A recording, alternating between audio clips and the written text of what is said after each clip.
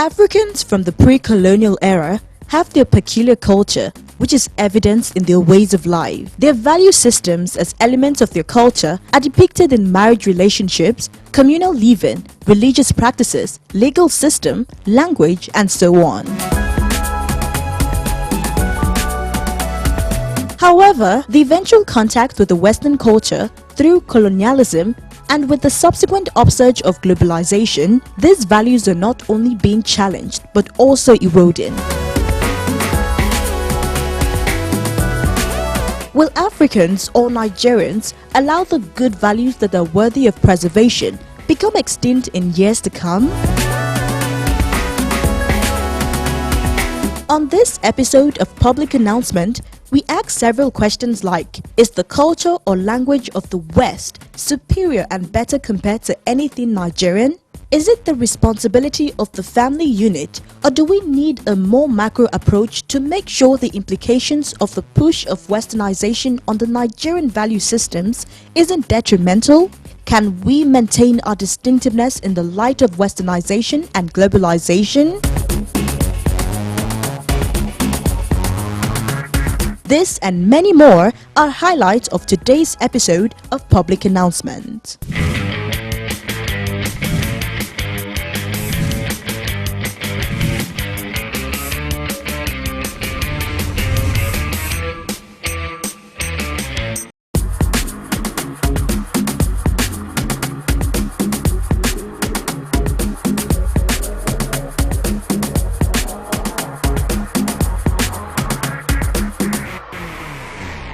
Culture is a people's way of life and is transmitted from generation to generation. It is dynamic in nature, shared by members of that society, and thus making them distinct from other people.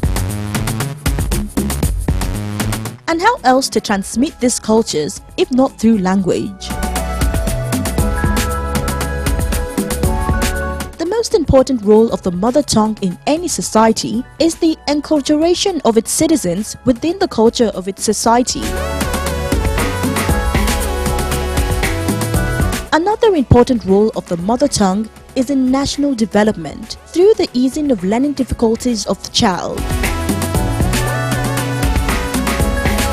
Also of importance is the fact that ethnic identity and other unique sentiments are preserved in the mother tongue.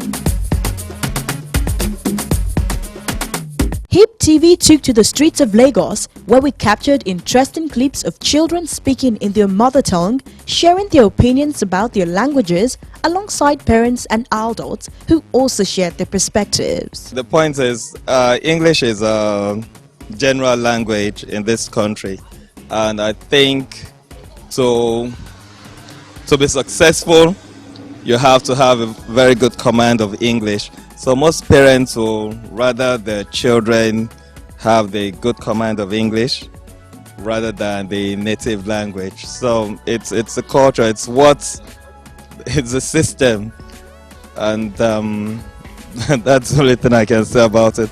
I don't know much. I wouldn't know what else to say other than the fact that that is what is expected. Now, can you speak your language? Where are you from? Of course, I'm a Yoruba guy. Okay. So now, did you train your own children? Did you speak your language? Train them by speaking with them? Well, I don't stay here. I live in London, and my wife, my partner, the mother of the children, she doesn't speak the same language as I do speak. So the only means of communication will be English. More reason why you should also encourage them to understand their father's tongue. I speak Yoruba to my friends, so I would think bits and pieces they would catch it, they would hear, and that's just it. Okay, now what's responsible for young teenagers, adults, or youths, veering completely away from speaking their mother tongue? They're not. But there's just no one to speak it to. If you have a home where you have you have a granny living within the family environment, the children will pick it up. The children will speak. But the whole world is changing. especially here in Nigeria, you rather your children speak English. But there in the UK, you rather your children have a second language. It's always good to have a second language. Yeah, I really think so, because these days girls want to really speak English. People are leaving their mother tongue, their language, their dialect. To me, I really feel my dialect is very, very cool, and I really, really appreciate it. Where are you from? I'm from Imo State, or Ngokbala, to be precise. You pronounce that well, so can you speak your language? Very well. Tell me something in your dialect. Ụmụ Chineke, unu kelela nụ Chineke kwa ka adịm n'ndụ ndị mmanụ. So what did you just say? I said, people of God, people should praise the Lord for me, because I'm in the land of the living. Wow, that's impressive. So what is the reason? What is responsible for people completely, veering off? I don't really know for them, but to me, I'm so proud of where I'm from. I think they're not proud of where they're from, or there's this thing they call forming these days. They're trying to form what they are not, but me, I'm so proud of where I'm from. Well, I would say no. Why? Because of the society. Basically, when you hear people speaking, they think, let me just use a word that most teenagers use. It's not in vogue, it sounds ras, you're not touche enough, everybody wants to speak Queen's English because they feel that's the real thing. And they feel the mother tongue is kind of local. But I think the parents can actually, I think it has to start from the family. If the parents can help, embrace, tell them the value system, encourage them that this is your great grandparents, this is what our culture. No, embrace the culture like in the overseas. You see small teenagers, they know about history, where they are coming from, who they are.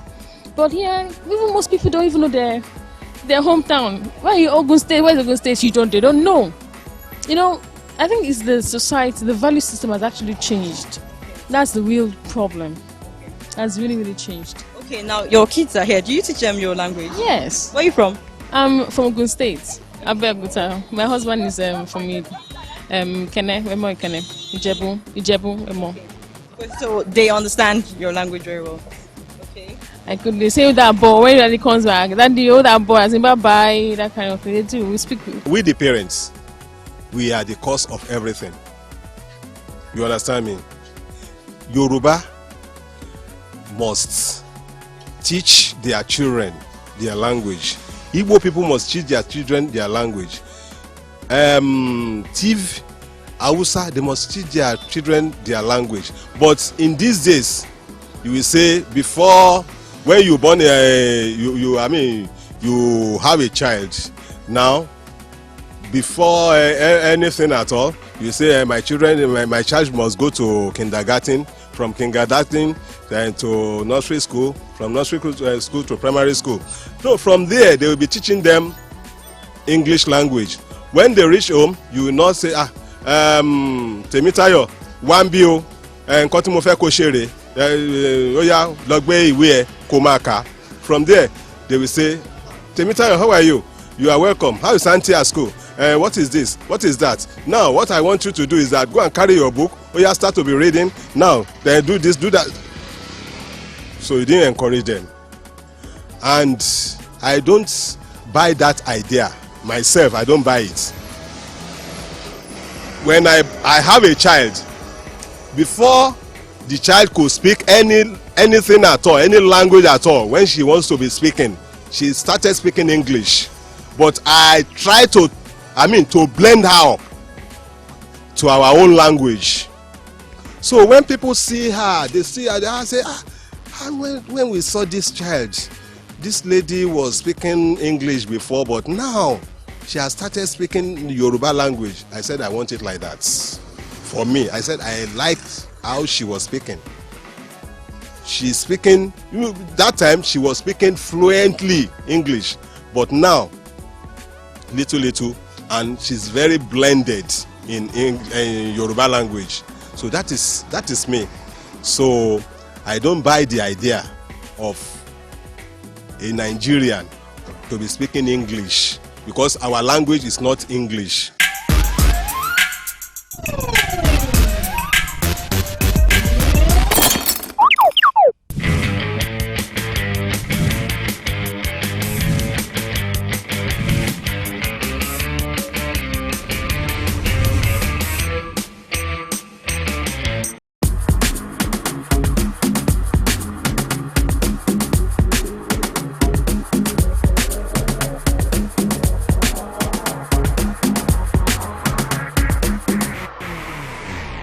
In Nigeria, I'm aware that a lot of us can't speak languages, and I must confess I'm one of them. I didn't grow up speaking Yoruba or Ondo. I'm from Ondo State, and I would say the major factors involved, I would always say, is the media. If the media doesn't give us what we need to hear, they will give us they basically give us whatever it is. A lot of people are trying to be westernized. A lot of children I mentor and I teach, they don't have English, they don't have native names. And somebody said something, why do you give your child an English name? Is your child English? Your child should actually have native names. You don't hear somebody from China bearing an Indian name. You don't hear somebody from India bearing a Senegalese name. And that is our identity, and we're slowly, losing our identity. So I think we should make a concerted effort to make sure that our identity stays with us from generation to come. What's your name? My name is Toby. Where are you from? From Abeokuta. Can you speak your language? No, not much. Why? I don't hear my language, but I can speak it like Yoruba. I hear Yoruba much more than my language. Where do you say you're from again? I'm from Abeokuta. Abeokuta actually speaks Yoruba. Why is it that you can't speak Yoruba? No, the Yoruba is different. It's something like different. I don't know how to talk it different. How that saying is like they are talking like the Yoruba is like you are speaking is from village, all this village Yoruba. Okay, the very deep ones. Okay, so can you say something in your dialect? I don't think so. You can't say anything right now. Just communicate with me and just tell me something in Yoruba. Okay, Yoruba. Now many people know Yoruba. Many people know Yoruba, but they don't know some people, like my friend now in the school. She wants to know how to speak Yoruba, and my teachers, anytime she wants to say clean the board, she babodure, because she wants to learn what Yoruba is. Okay, so they teach Yoruba in your school? Yes. Basically, I would say it's just, we're victims of an exploitative colonial system that at the time of first intervention did not really have much care for our culture. It was only later on when more benevolent characters came on the tail of the colonial intervention that actually helped us to instill very, very positive aspects into our culture, into our ideological and even our religious beliefs. So it's a problem that if it's not addressed very, very shortly and addressed very strongly, will become more and more difficult to address. But it's the world is a changing place, and the lingua franca, the two major lingua francas of the world are English and French, apart from the occidental areas where you have Chinese and a few other languages. And I don't see that really changing, especially now with social media is going to be driving the lingua franca of most of the social media is actually English. So it is a challenge, but we have to make a concerted effort if we're going to get out of that challenge. What's your name? My name is Jude. Where are you from? I'm from Enugu State. Why you took your time to remember where you're from? I'm sorry. Okay, so now can you speak your language? Yes. Fluently? Yeah. Alright, tell me something in your language. Where in Bijeko? What did you just say now? Where are you going to? Tell me something else. Gunberhaga. Okay, what's that? What's your name? Alright, so how did you learn your language? I travel there often. Okay, now what do you think is responsible for children not being able to speak their language? Well, it's very bad and it's mostly from the parents. Okay, so what can be done? What advice are you saying to parents actually? They should travel to their village often, like the way my parents do. In Nigeria, for example, people are not very proud of speaking their mother tongue. You will notice even these our young children are growing, they hardly can speak their language. They embrace all these foreign languages. Even in all the schools, they hardly teach them their own languages. Instead, you hear them, they will teach them French, they will teach them Spanish languages and so on. So it's not really embraced in Nigeria, and it's really so sad. Okay, now can we maintain our distinctiveness in the light of westernization? Of course we can. We should be proud of what we have. We are Nigerians, and anytime we should be proud of what we have. So far, others are proud of their languages and their mother tongue. We should be proud of what we have. So that's what I have to say about that. Can you speak your language? Of course I can. I'm an Ijebu lady. Mulesa language me. Mulesa. Though I'm not really very fluent, but at least when they are speaking it, I can hear them and at least I can contribute. If not very well, but at least I can. I'm proudly Ijebu. The mother tongue is very important to everybody in this world, because firstly, the mother tongue we are being born into the mother tongue, because if you don't use the mother tongue, some people use English as they take English as number one priority, which is very wrong, because like I'm very Yoruba boy and I'm not afraid to speak my mother tongue in anywhere I am. So some people just prefer, maybe if I should say it, maybe some people just prefer to maybe to form on their own that maybe they know how to speak English very well, and in which they don't even know how to speak the correct English.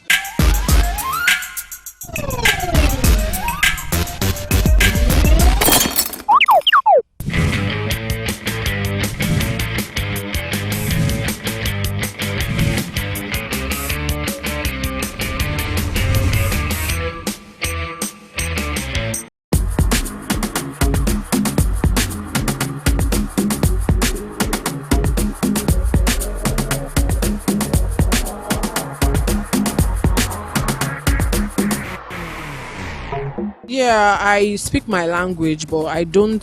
My children are still young, so I don't encourage them to now. When they start learning how to talk well, then they can actually speak my language. You would teach them, you'd encourage them to speak? I would encourage them because they are Nigerians, so I mean. How important is it to actually learn how to speak your native dialect? I won't say it's pretty important, because I learned how to speak my native dialogue through my grandma, but I don't speak my native language that often, so I don't know how I'm going to encourage them to, because I don't have so many people speaking it around me.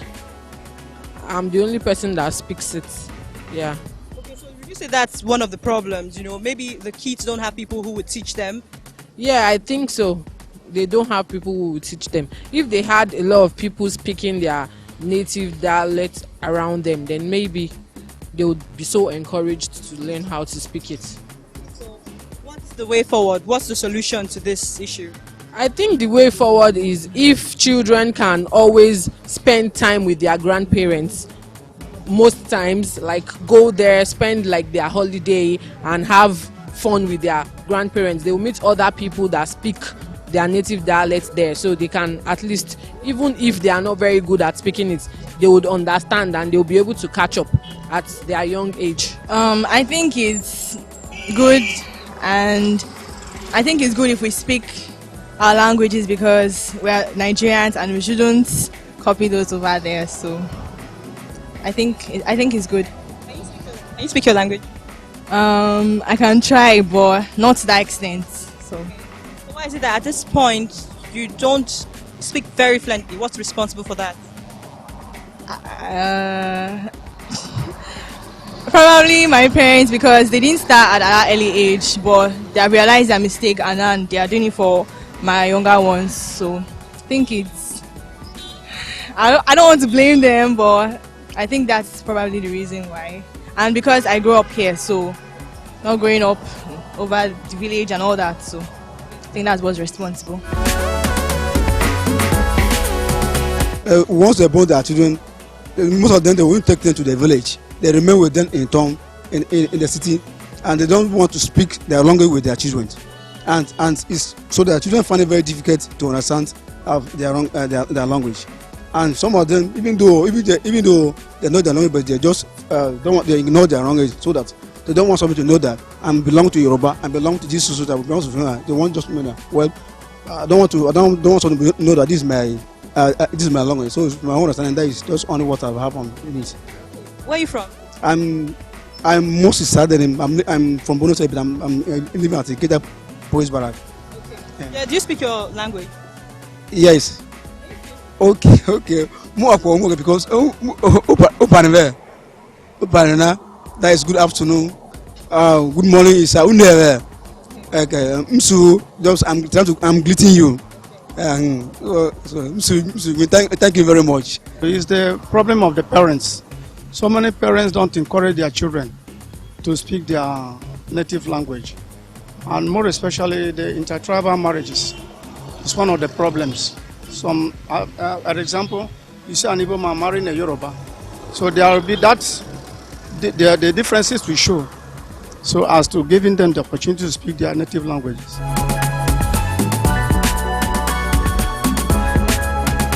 Nigerians, like other Africans, have in their quest for literacy sent their children to schools within the implication of early exposure of their young ones to the influence of Western culture. These children are taught entirely new things, touching all aspects of human existence. Incidentally, these teachings are openly advertised as opposite to African way of life, which is considered barbaric in nature and must be jettisoned. Consequently, these young brains nurtured with Western ways of life and thought could not but accept anything European as superior and better compared to anything African.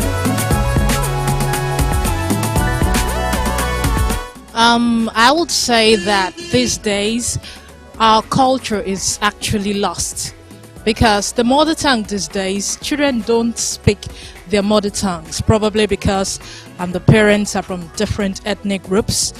You'll see an Igbo man getting married to a Yoruba woman, and probably they are more educated, and that leads to when they give birth, they teach the children how to speak English.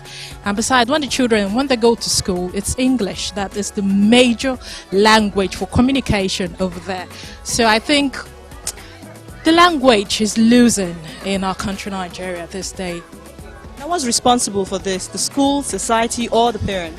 I would say a little of both. The society and the school. The society actually brought about the school. Let me say, okay, the parents and the school, they're responsible for it, because you can't go to the school and start speaking your mother's dialect there.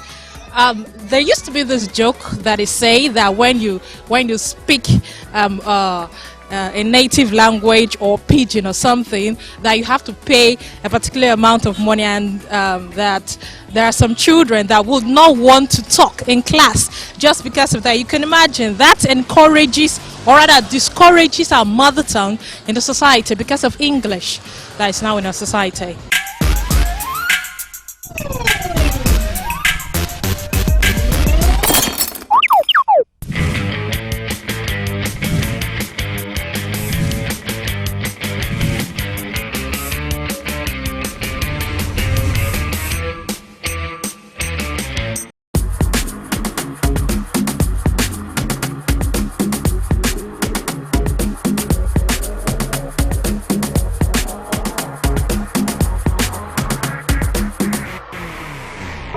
Some known scholars who have thrown their weight on Igbo studies are Professor M.J.C. Echero, Chino Achebe, Animalo, and Peter Ejiofor.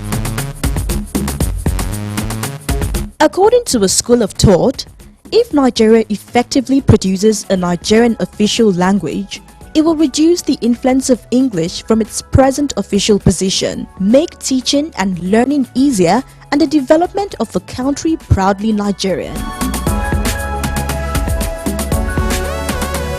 English language is becoming a mother tongue in Nigeria, as most Nigerians prefer the use of the language in communication to the 646 Nigerian original mother tongues spoken by 250 ethnic nationalities.